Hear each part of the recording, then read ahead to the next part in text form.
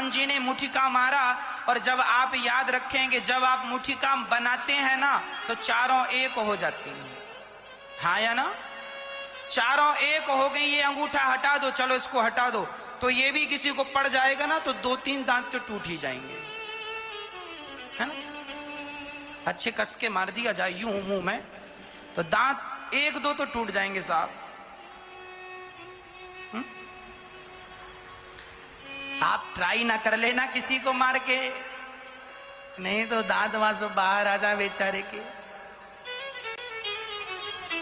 तो हमारी जो उंगलियां हैं 4, यदि ये चारों संगठित रहती हैं ना तो मुठिका बन जाती हैं, और मुठिका बन जाती हैं और फिर हम पर कोई उंगली उठाता है, कोई आक्षेप लगाता है, कोई कुछ कहता है, तो हम संगठित उंगलियों को मारते हैं। तो उसका जैसे हनुमान जी ने मारा तो उसके दांत टूट गए। हमारी समाज में भी 4 लोग रहते हैं मेरी माँ, 4 उंगलियों की तरह। कौन कौन?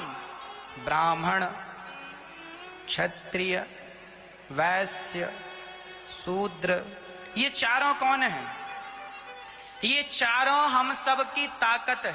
जैसे आपकी एक उंगली कोई भी मरोड़ दे, तोड़ दे, 2 उंगली कोई भी, पर चारों एक हो जाए ना साहब, जरा दम लगेगी, हाँ या ना?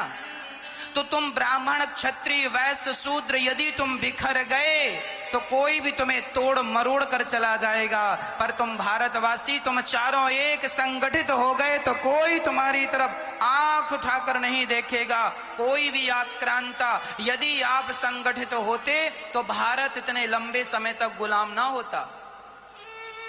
भारत यदि गुलाम रहा तो सिर्फ इसलिए गुलाम रहा कि हम भारतवासी संगठित नहीं थे। फूट डालो और शासन करो की नीति अंग्रेजों ने अपनाई थी। फूट डालो और शासन करो। इसलिए हमें क्या होना चाहिए मेरी माँ? बोलो क्या होना चाहिए? जोर से बोलो। संगठित होना चाहिए। हमें क्या होना चाहिए? संगठित होना चाहिए। ब्राह्मण, क्षत्रिय, वैश्य और शूद्र। पर आज ये चारों ही लड़ रहे हैं आपस में। वो कहता है मैं श्रेष्ठ हूं, वो कहता है मैं श्रेष्ठ हूं, वो कहता है मैं श्रेष्ठ हूं। अरे भाई लड़ो मत, तुम चारों ही श्रेष्ठ हो और तुम चारों के पिता एक ही हैं। एक ही बाप की तुम 4 संतान हो, पर तुम्हारी बुद्धि में कोई चीज घुसती नहीं है, तो हम क्या करें? इन चारों के पिता कौन हैं? ब्राह्मण के पिता कौन?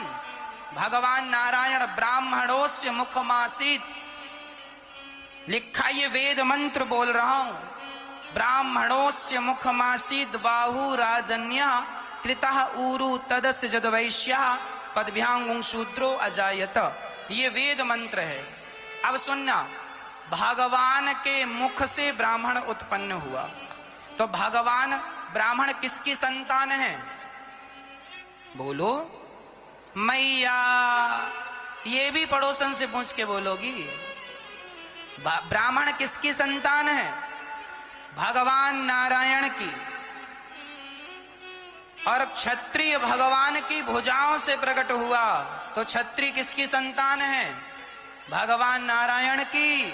भगवान नारायण से ही ब्राह्मण पैदा हुआ, भगवान नारायण से ही क्षत्रिय पैदा हुआ। और ब्राह्मणोस्य मुखमासीद बाहु राजन्या कृतः ऊरु तदस्य जद वैश्या। भगवान की जंघा और भगवान के उदर से वैश्य पैदा हुआ। तो वैश्य किसकी संतान हुई? नारायण की संतान। और भगवान नारायण के चरणों से शूद्र का जन्म हुआ। तो बताओ शूद्र के पिता कौन हुए? नारायण। तुम चारों के पिता एक ही हो गए कि नहीं? ये वेद कह रहा